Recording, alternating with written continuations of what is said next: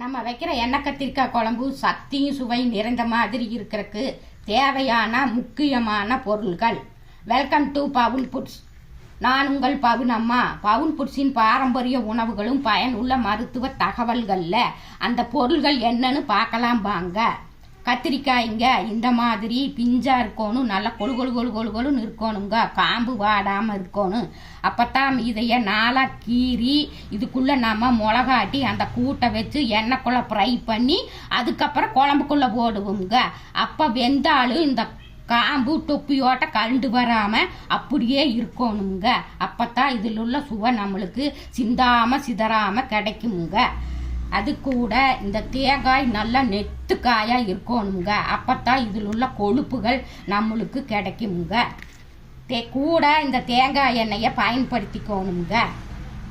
இது கூட சில பொருட்களை சேர்த்தி பவுனம்மா அடுத்து குழம்பு எப்படி வைக்கிறதுன்னு பவுன் ஃபுட்ஸின் பாரம்பரிய முறையிலும் குரு வைத்திய உணவே மருந்தாக எப்படி தயாரிக்கிறதுன்னு பவுனம்மா நான் உங்களுக்கு சொல்லித்தரேன்.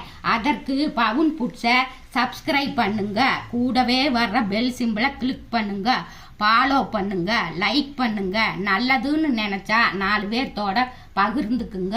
எல்லோரும் இயற்கையோடு இணைவோம், இன்பமாய் வாழ்வோம். நான் உங்கள் பவுனம்மா. நன்றி, வணக்கம்.